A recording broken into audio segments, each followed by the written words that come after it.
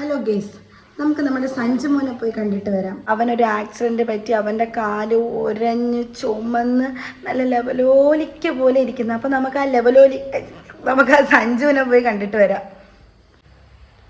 Guys, നമുക്ക് കണ്ണാടിയൊക്കെ വെച്ചാ ഒരു ബാഗ് തൂക്കിയും നമുക്ക് വല്ല കപ്പലിൻ്റെ മുട്ടായ കടല മുട്ടായ വാങ്ങിച്ചുകൊണ്ട് പോകാം. കുറച്ച് സ്നാക്സ് ഒക്കെ വാങ്ങി ഈ സ്പെഷ്യൽ മുറുക്ക് ഞാൻ വാങ്ങിച്ചിട്ടുണ്ട്. ഈ മുറുക്ക് കഴിക്കുമ്പോഴുള്ള ഓരോ കിറുക്കിറിലും അവ എന്നെ ഓർക്കണം. നമ്മൾ സഞ്ജു മോൻ്റെ അടുത്ത് എത്തി. യെസ് നമ്മൾ എത്തി.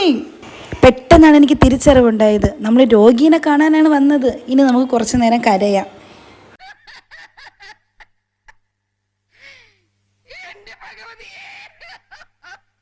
അങ്ങനെ നമ്മൾ അവിടെ ചെന്നപ്പോൾ റിനിച്ചേട്ടൻ ഉണ്ടായിരുന്നു, ചിഞ്ചു ചേച്ചി ഉണ്ടായിരുന്നു, സഞ്ജന മോളെ കണ്ടു.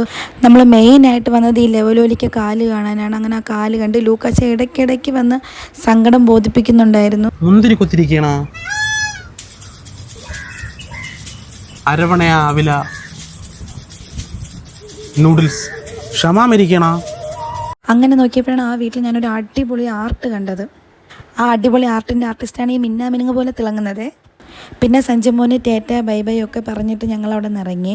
ഇവൻ്റെ ഈ ആക്ഷൻ കണ്ടപ്പോൾ എനിക്ക് മീശമാധവൻ സിനിമയിലെ ഒരു സീനാണ് ഓർമ്മ വരുന്നത്. അവിടെ നിന്ന് ഇറങ്ങിയപ്പോൾ ഒരു പാവയെ മോഷ്ടിച്ചുകൊണ്ട് ഞങ്ങളവിടെ നിന്ന് യാത്രയായി. അപ്പോൾ ഓക്കെ, ബൈ.